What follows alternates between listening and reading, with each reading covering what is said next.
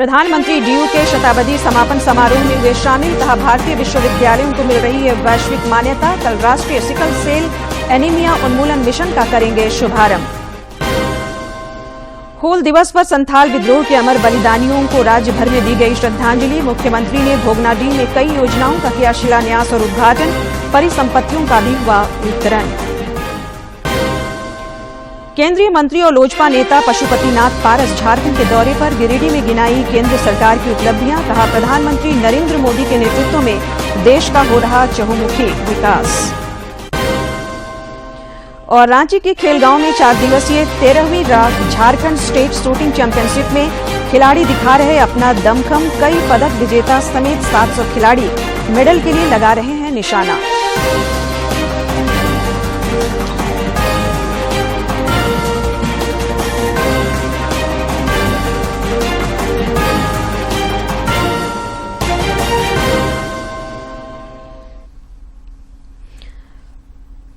नमस्कार, खबरें झारखंड में आपका स्वागत है। मैं हूं संध्या देमता और अब समाचार विस्तार से।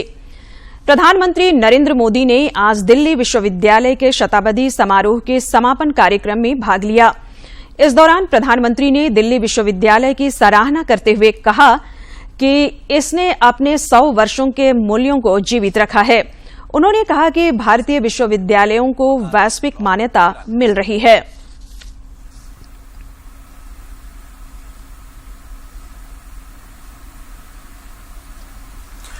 पीएम मोदी ने दिल्ली विश्वविद्यालय की सराहना करते हुए कहा कि इनमें 100 वर्षों के अपने मूल्यों को भी जीवंत रखा है।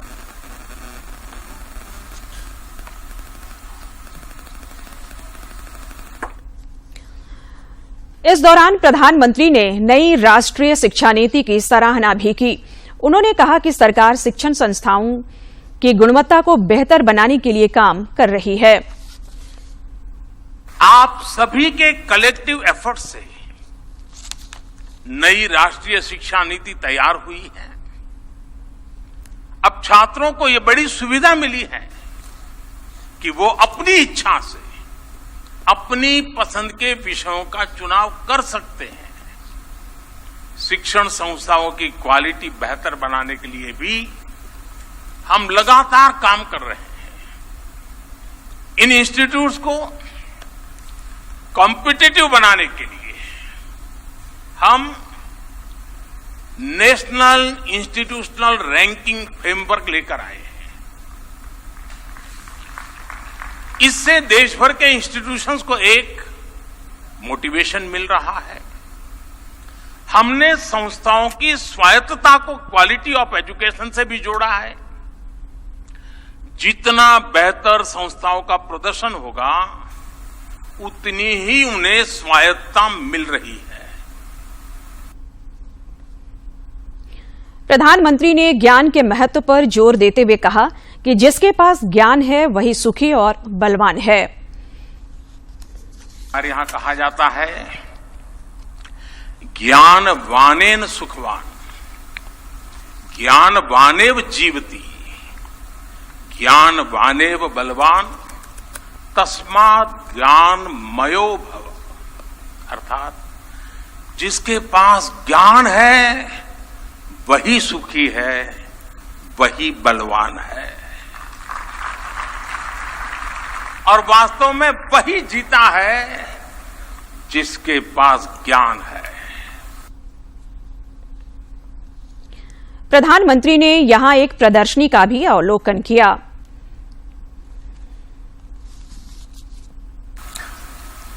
प्रधानमंत्री नरेंद्र मोदी ने दिल्ली विश्वविद्यालय में एक प्रदर्शनी का भी अवलोकन किया।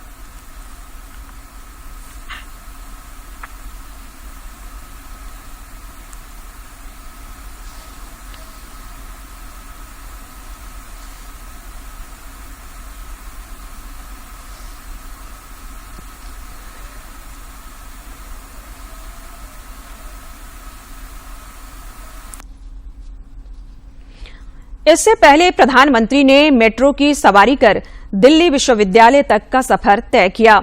इस दौरान प्रधानमंत्री ने कई यात्रियों से बातचीत की। सर, मैं रांची झारखंड। आपने झारखंड के बाहर कोई दोस्त बनाए यहाँ? जी बहुत सारे बनाए हैं। किस राज्य के? सर यूपी के हैं, और मैं जिस कॉलेज में हूँ वो बालाजी मंदिर चलाती है, तो वहाँ पे बहुत सारे मेरे तेलुगु दोस्त भी बने हैं, और एक साउथ अफ्रीका का भी है। नहीं, जो कोई साउथ के राज्य के होंगे, किसी से लैंग्वेज के 5-10 वाक्य सीख लिए, ऐसा कुछ किया? हाँ, मैंने करा था। हाँ, मलयालम में कोई लड़की मिली थी, वो कॉल पर बात कर रही थी। मैंने सुना कि मैंने उनसे पूछा कि कौन सी लैंग्वेज है, तो उन्होंने बोला कि मलयालम है। तो उन्होंने फिर मैंने उनसे और पूछा कि मलयालम में कुछ बताइए मुझे कि मैं किसी से हेलो बोलूँ या किसी से बात करूँ। फिर मैंने उनको रिकॉर्ड भी कर लिया ताकि सुन भी सकूँ। मैंने हिंदी सिखाई। हिंदी? प्रधानमंत्री नरेंद्र मोदी कल मध्य प्रदेश के शहडोल से राष्ट्रीय सिकल सेल एनीमिया उन्मूलन मिशन का शुभारंभ करेंगे। इस मिशन का उद्देश्य आदिवासी आबादी के बीच सिकल सेल रोग से उत्पन्न गंभीर स्वास्थ्य चुनौतियों का समाधान करना है। इसकी घोषणा केंद्रीय बजट 2023 में की गई थी, जिसे झारखंड सहित देश के 278 जिलों में लागू किया जाएगा। रूस के राष्ट्रपति व्लादिमीर पुतिन ने प्रधानमंत्री नरेंद्र मोदी के मेक इन इंडिया अभियान की जमकर सराहना की है। श्री पुतिन ने कहा कि मेक इन इंडिया का असर भारतीय अर्थव्यवस्था पर नजर आ रहा है। उन्होंने कहा कि रूस को भी इससे प्रेरणा लेनी चाहिए। असर भारतीय अर्थव्यवस्था पर नजर आ रहा है। मॉस्को में एक कार्यक्रम में बोलते हुए पुतिन ने कहा कि कुछ साल पहले प्रधानमंत्री नरेंद्र मोदी ने मेक इन इंडिया की अवधारणा पेश की थी और इसका भारतीय अर्थव्यवस्था पर बहुत स्पष्ट प्रभाव पड़ा है। पुतिन ने मेक इन इंडिया का उदाहरण देते हुए कहा कि रूस को भी इससे प्रेरणा लेते हुए घरेलू उत्पादों और ब्रांड्स को प्रोत्साहन देना चाहिए। प्रधानमंत्री नरेंद्र मोदी ने हूल दिवस पर आदिवासी समाज के वीर वीरांगनाओं को नमन किया है। उन्होंने एक ट्वीट कर कहा कि हूल दिवस का यह विशेष अवसर हमें अन्याय के खिलाफ सिद्धो कान्हू, चांद भैरव और फूलो झानो समेत कई अन्य पराक्रमियों के शौर्य और साहस का स्मरण कराता है। उनके संघर्ष की गाथा देशवासियों को सदैव प्रेरित करती रहेगी। हूल दिवस के अवसर पर संथाल परगना सहित राज्य भर में अनेक कार्यक्रमों का आयोजन कर अमर शहीदों को श्रद्धांजलि दी गई। मुख्यमंत्री हेमंत सोरेन ने साहेबगंज के पंचकठिया और बरहेट में अमर शहीद सिद्धो कान्हू की प्रतिमा पर माल्यार्पण कर श्रद्धांजलि अर्पित की।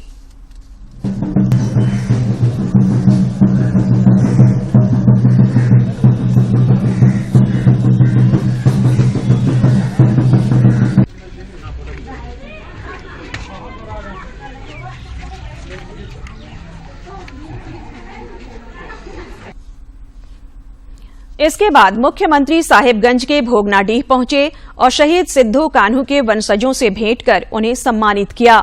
इस अवसर पर मुख्यमंत्री ने वीर शहीद सिद्धो कान्हू की प्रतिमा पर माल्यार्पण कर उन्हें नमन भी किया।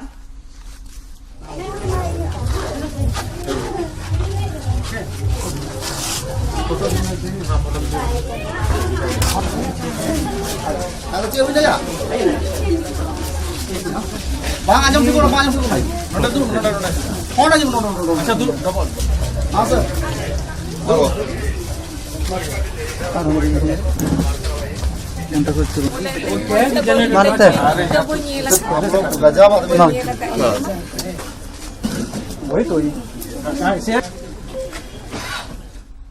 राज्यपाल सीपी राधाकृष्णन ने राजभवन में हूल दिवस पर शहीद सिद्धो कान्हू के चित्र पर माल्यार्पण कर उन्हें श्रद्धांजलि दी।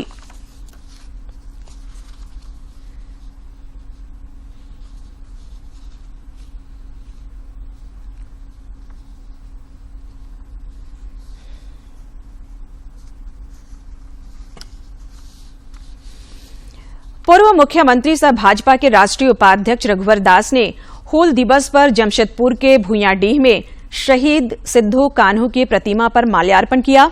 इस अवसर पर उन्होंने कहा कि भाजपा ने झारखंड के शहीदों को उचित सम्मान देने का काम किया है।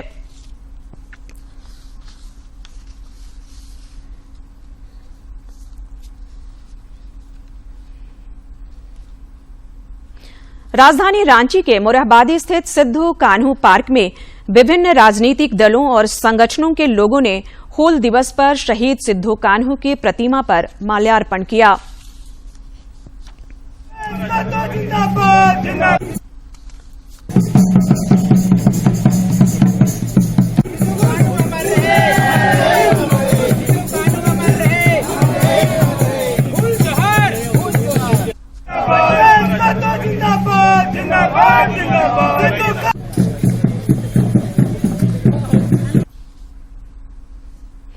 हूल दिवस पर भोगनाडीह में सरकार की ओर से विशेष कार्यक्रम का आयोजन किया गया।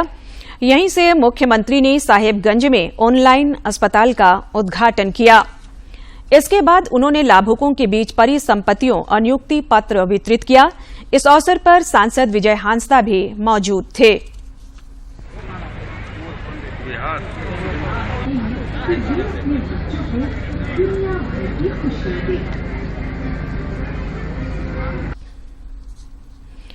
केंद्रीय मंत्री और लोजपा के राष्ट्रीय अध्यक्ष पशुपति नाथ पारस झारखंड के दौरे पर हैं।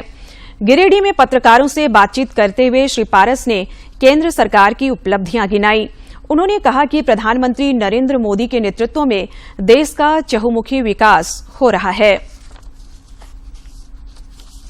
शिक्षा का आमूल परिवर्तन हुआ। हमारे जो ऊंची जाति के जो गरीब लोग हैं, सामाजिक दृष्टिकोण से, आर्थिक दृष्टिकोण से कमजोर है, उनको भी हमारे प्रधानमंत्री जी ने, हमारी सरकार ने, केंद्र सरकार ने 10% आरक्षण की सुविधा दिया।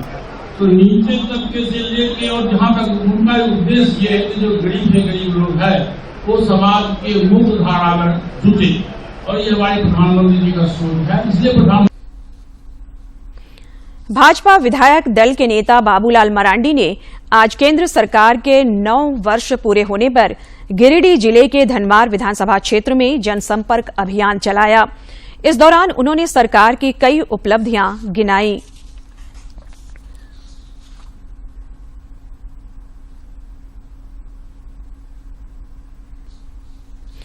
हजारीबाग के सांसद जयंत सिन्हा ने आज रामगढ़ सदर अस्पताल का निरीक्षण किया।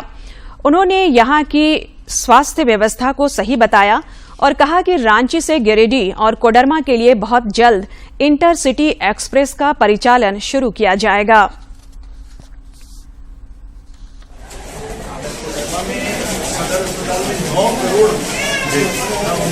सज्जन साहब को और उनकी पूरी टीम को बहुत बहुत बधाई दी है, क्योंकि आज के समय रामगढ़ का सदर अस्पताल पूरे झारखंड में नंबर 1 है और ये अस्पताल इतना सुंदर बना है और इतना बढ़िया तरीके से इसे चलाया जा रहा है कि आप अगर मरीजों से बात करें तो वो कहेंगे कि वो सब प्राइवेट हॉस्पिटलों से भी बेहतर है। इसका रामगढ़ में कोई मुकाबला नहीं है। मैं माननीय CS साहब को और उनकी टीम को आभार देना चाहता हूं रामगढ़ के वासियों की तरफ से। केंद्रीय मंत्री मनसुख मांडविया ने आज सभी राज्यों और केंद्र शासित प्रदेशों के कृषि मंत्रियों के साथ बातचीत की। श्री मांडविया ने रासायनिक उर्वरकों के अंधाधुंध उपयोग के हानिकारक प्रभावों से धरती को बचाने के लिए PM प्रणाम योजना का लाभ उठाने को कहा। इस योजना को केंद्रीय कैबिनेट की पिछली बैठक में स्वीकृति दी गई थी।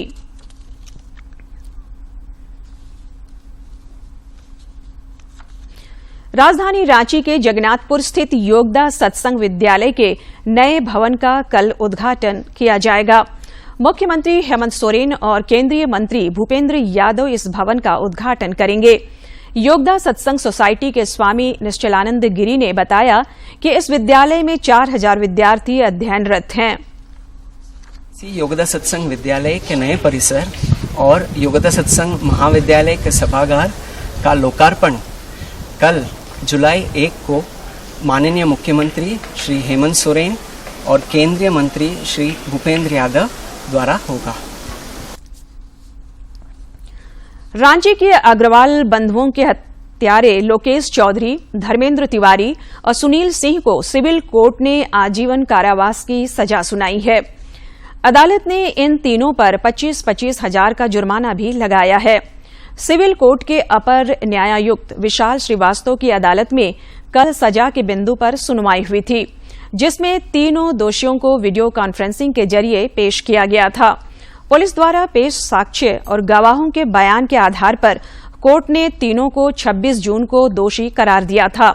मालूम हो कि मार्च 2019 में रांची के व्यवसायी हेमंत अग्रवाल और महेंद्र अग्रवाल की गोली मारकर हत्या कर दी गई थी। दोनों व्यवसायी बैग में मोटी रकम लेकर लोकेश को पहुंचाने गए थे। रामगढ़ में इन दिनों अपराधियों का हौसला बुलंद है। यहां आए दिन कोई न कोई आपराधिक घटना होती रहती है। आज एक बाइक सवार अपराधी एक महिला के गले से चेन छीनकर फरार हो गया। यह वाकया सीसीटीवी में कैद हो गया है।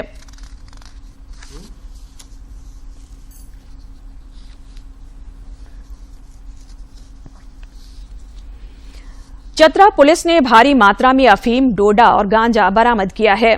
पुलिस ने गुप्त सूचना के आधार पर आरा मोकतमा गांव में भेखलाल यादव के घर पर छापा मारा, जहां से 1200 ग्राम अफीम, 7 किलो डोडा और 1 किलो गांजा जब्त किया।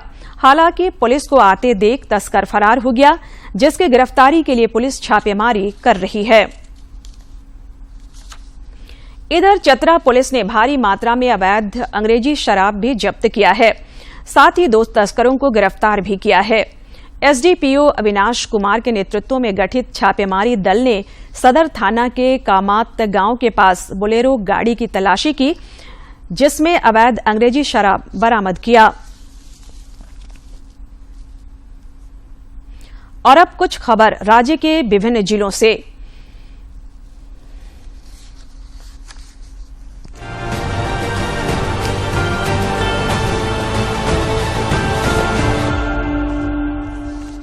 रांची के जिला परिवहन पदाधिकारी प्रवीण प्रकाश के नेतृत्व में खेलगांव के पास वाहन जांच अभियान चलाया गया।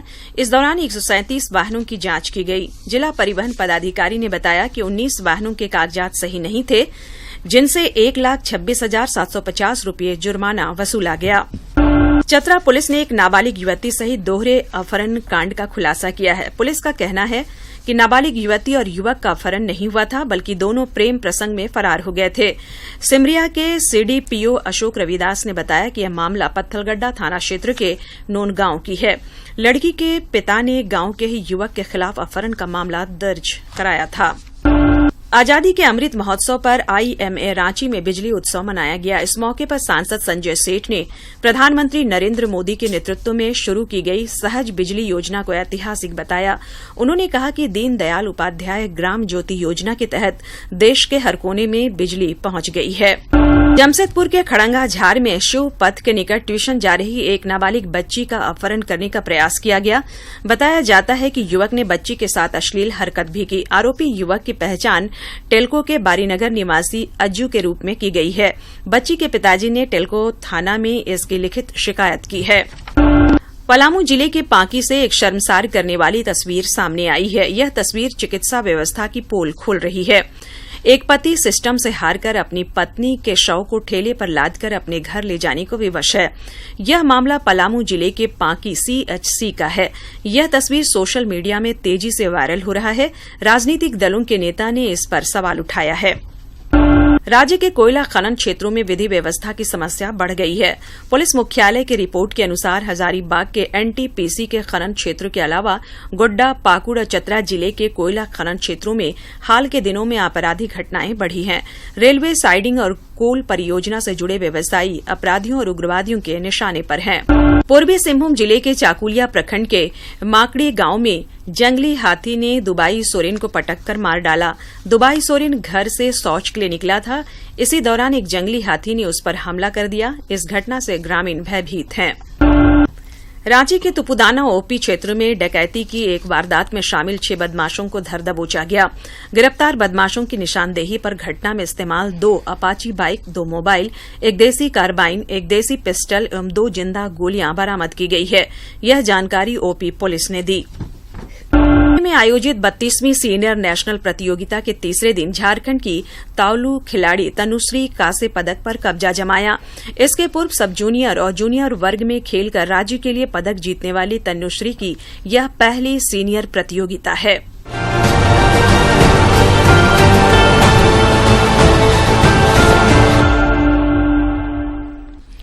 राजधानी रांची समेत आसपास के क्षेत्रों में आज भी सवेरे से रुक रुक कर बारिश हो रही है।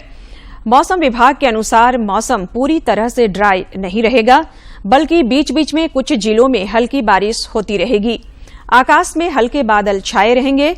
मौसम वैज्ञानिक अभिषेक आनंद के अनुसार इन दिनों अधिकतम तापमान में 1 से 2 डिग्री सेल्सियस की बढ़ोतरी हो सकती है। बताया गया है कि तापमान 32 से 33 डिग्री सेल्सियस अधिकतम तापमान पहुंच सकता है। और अब एक नजर डालते हैं प्रमुख शहरों के आज के तापमान पर। राजधानी रांची का अधिकतम तापमान 30 और न्यूनतम 23 डिग्री सेल्सियस रिकॉर्ड किया गया। जमशेदपुर का अधिकतम तापमान 35.2 और न्यूनतम 25.6 तथा डाल्टनगंज का अधिकतम तापमान 34.2 और न्यूनतम तापमान 26.4 डिग्री सेल्सियस रिकॉर्ड किया गया। राजधानी रांची के खेलगांव में आयोजित 4 दिवसीय 13वीं राष्ट्रीय शूटिंग चैंपियनशिप और प्रथम Jharkhand inter school shooting championship में खिलाड़ी अपना दमखम दिखा रहे हैं। इस चैंपियनशिप में राज्य भर के कई पदक विजेता समेत 700 खिलाड़ी मेडल के लिए निशाना साध रहे हैं। इस चैंपियनशिप का समापन कल होगा, जिसमें विजेताओं के बीच ट्रॉफी वितरित की जाएगी।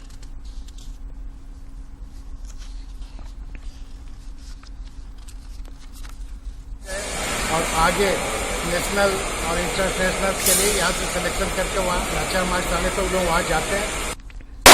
कितने खिलाड़ी और क्या क्या इस टूर्नामेंट में हो रहा है उत्तम जी? ये करीब 50 तरह के डिफरेंट मैचेज हैं, जिसमें के कुछ नेशनल लेवल से कनेक्टेड है, कुछ स्टेट लेवल से कनेक्टेड है। पहले से बहुत से शूटर नेशनल पोर्टल में रजिस्टर्ड हैं। स्टेट मैच करा के जो बढ़िया क्वालिफाई करते हैं उनको हम लोग नेशनल पोर्टल में उनका रजिस्ट्रेशन करवा देते हैं। एशियन कबड्डी चैंपियनशिप में फाइनल मैच में भारत ने ईरान को 32 के मुकाबले 43 पॉइंट के अंतर से हराकर विजेता का खिताब जीत लिया है। चैंपियनशिप में गुरुवार को भारत ने ईरान के खिलाफ 33-28 की करीबी जीत के साथ फाइनल में अपनी जगह सुनिश्चित कर ली है। रोमांचक मुकाबले में भारतीय पुरुष कबड्डी टीम के कप्तान पवन सहरावत ने 33 अंकों में से 16 अंक अकेले बनाए। इससे पहले टूर्नामेंट में भारत ने जापान को 62-17 से, कोरिया को 86-13 से और चीनी ताइपे को 53-19 से हराया था। सेहत की बात में आज बात करते हैं मोटापे की समस्या पर।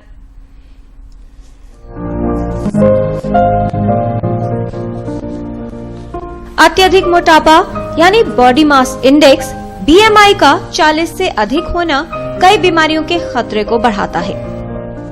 मोटे लोगों के लिए खुशखबरी है कि आजकल उनके इलाज के लिए एक अच्छा विकल्प है, उसको बोलते हैं हम बैरिएट्रिक सर्जरी, या जिसको वजन कम करने की सर्जरी भी बोला जाता है। अगर आपको मधुमेह की बीमारी है, इसके साथ ब्लड प्रेशर की बीमारी है, आपको स्लीप एपनिया, रात को सोने में दिक्कत है, आप रात को सोते हुए उठते हैं और सांस आपका अटक जाता है, या और कई बीमारियां खासकर घुटने की, जिसमें आप घुटने आपके खराब होते जा रहे हैं, इन सब बीमारियों के साथ अगर आपका बॉडी मास इंडेक्स 30 के ऊपर है तो हम सर्जरी के लिए उनको इंक्लूड करते हैं।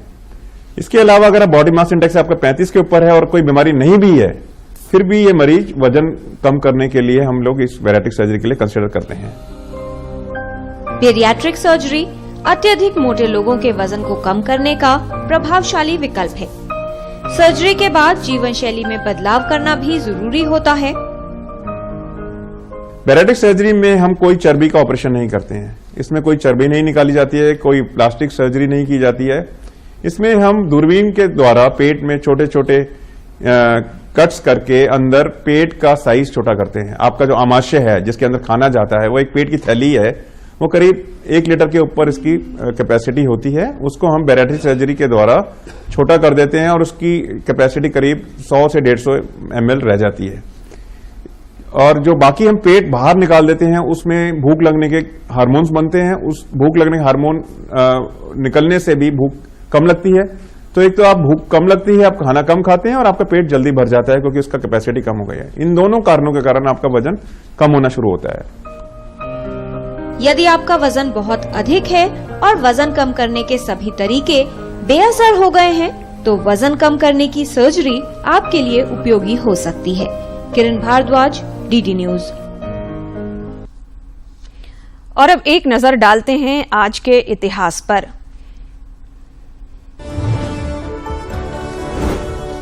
जून साल 1855 को हूल क्रांति हुई थी। संथाल में हूल का अर्थ है विद्रोह। हालांकि भारतीय इतिहास में 1857 की क्रांति को पहला दर्जा मिला है, लेकिन इसके पहले वर्तमान झारखंड राज्य के संथाल परगना में संथाल हूल और संथाल विद्रोह के दौरान अंग्रेजों को भारी क्षति उठानी पड़ी। सिद्धू और कान्हू दो भाइयों के नेतृत्व में आज ही के दिन 1855 में वर्तमान साहिबगंज जिले के भगनाडीह गांव से विद्रोह शुरू हुआ था। इस विद्रोह में सिद्धू कान्हू के अन्य दो भाइयों चांद और भैरव ने महत्वपूर्ण भूमिका निभाई। इस विद्रोह में सिद्धू ने करो या मरो अंग्रेजों हमारी माटी छोड़ो का अमर नारा दिया। जुलाई 1855 में अंग्रेज सैनिकों के साथ हुए संघर्ष में चांद और भैरव अंग्रेजों से मुठभेड़ में शहीद हुए और कुछ ही दिनों बाद अंग्रेजों ने सिद्धू और कान्हू को भी गिरफ्तार कर लिया और जुलाई में ही दोनों भाइयों को भगनाडीह गांव में खुलेआम एक पेड़ पर टांगकर फांसी की सजा दे दी। इस तरह सिद्धू और कान्हू दोनों भाई आजादी के लिए शहीद हो गए। आज ही के दिन उन वीर शहीदों की याद में हर वर्ष हूल क्रांति दिवस मनाया जाता है।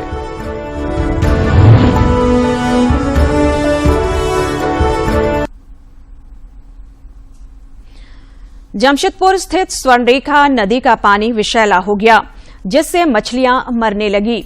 इस नदी को जमशेदपुर का लाइफलाइन माना जाता है, क्योंकि इसके पानी को फिल्टर कर पूरे शहर में आपूर्ति की जाती है। मानसून की बारिश होते ही पूरे नदी में झाग बनने लगा है। ऐसा लगता है जैसे नदी में बर्फ जमी हो। रेखा नदी की मछली मरने की खबर फैलते ही वहां लोगों की भीड़ एकत्रित हो गई। मौके का फायदा उठाते हुए कुछ लोग मछलियां पकड़ने लगे। कुछ लोगों ने तो बोरी भरकर मछलियां पकड़ी और बाजार में बेच दिया।